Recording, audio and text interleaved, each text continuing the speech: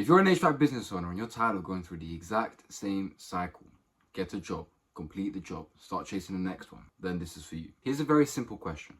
How would it affect your business if you could turn these one-time jobs into recurring revenue and turn them into high-value contracts? If that's a positive answer, then great. Because inside of this video, I'm going to show you the 3 simple steps that we implemented for our clients that helped them generate £48,000 in less than 30 days. First things first, let's get this straight.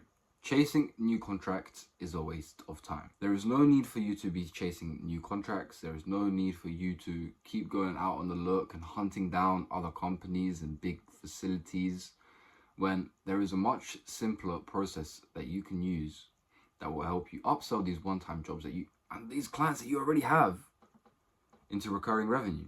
Instead of trying to focus on the clients that you haven't even spoken to before, focus on the ones where you already have an existing relationship. Focus on the ones where you've already spoken to them and you've delivered. It's so much easier to sell to someone that's already been sold to rather than finding somebody else to sell to. First thing that we're going to cover is timing, because timing is probably one of the most crucial parts to upselling.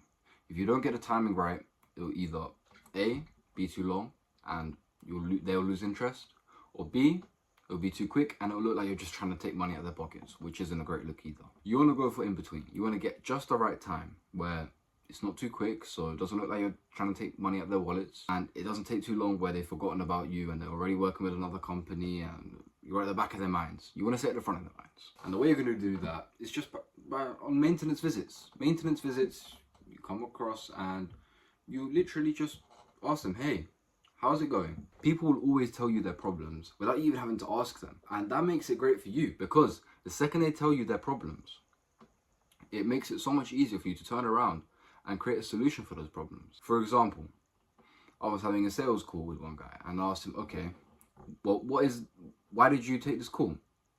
And they told me, so we're struggling with an omnipresence where we really want to start expanding to other social media platforms and advertise. We want to build that top of mind awareness. And he basically ranted on about how he wanted more clients through different venues so he could have a more reliable stream of income. And so, you know what I did?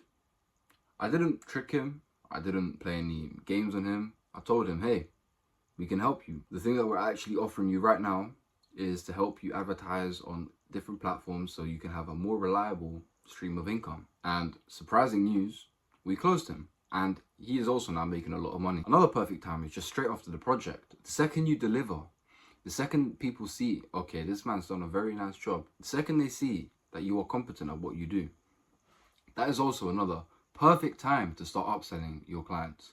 Because when people say yes, when people have already exceeded that threshold, there's a threshold to people saying yes.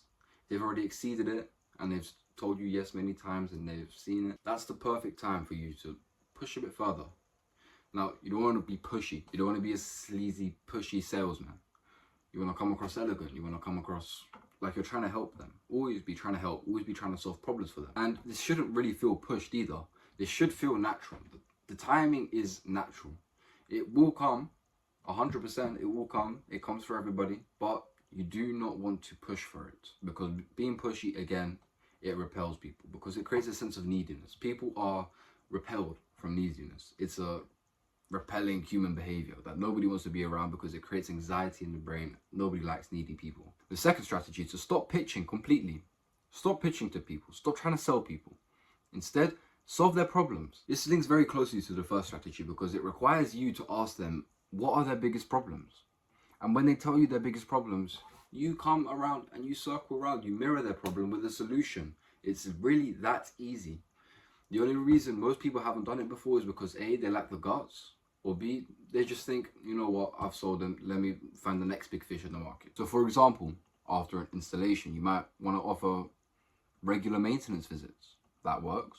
And that will also allow you more opportunities to upsell them on something else later on. Another great time is to, during a consultation or straight after a consultation, upsell them again. It really is that easy, guys. Show them how your services are going to save them money. It's going to be more energy efficient. It's going to reduce the downtime. It's going to increase the uptime. It's going to cause them less headaches.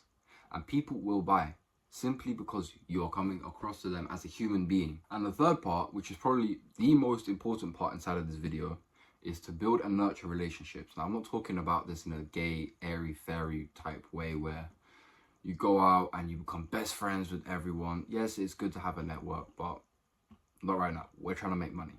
So how do we upsell people? By building and nurturing relationships. It's very easy. You put them on an email list and you send them an email newsletter every week or every couple days. You send them a new email newsletter, and it's not so much trying to sell, it's more telling them, hey, we're still here. And you'll be surprised how well this works, even if you don't try to sell anything, because they already know that you're a competent person. Because the second they realize that you are a competent person and you spring up in their emails the second later, who do you think the first person they're going to reach out to is? Most likely, 9 times out of 10, it's going to be you. Another good way to do this is seasonal checkups. Just ride along. Check up on them every couple weeks, every couple months. Just check up on them. It's so easy when you come across as a real human being. So, real quick summary. First strategy. Always, always, always. Don't be too pushy. Don't be too needy. But don't wait too long either. Wait for the right moment and upsell them when it feels right. Second strategy. Always offer them a tailored solution. Stop trying to pitch them on things. Instead, be the creative problem solver, because that is a skill most in demand in any industry in 2025, and it's going to be the same in 2026 and 2027 and 2028, so on and so forth, forever.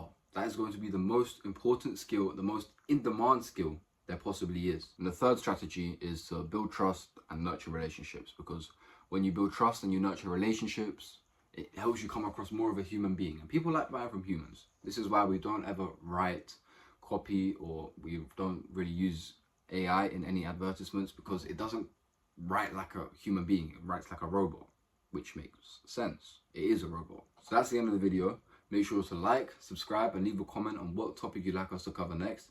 And again, if you want to find out how you can quickly attract more clients using Meta ads, ready to buy long-term dream clients using Meta ads, then make sure you click the link in the description below.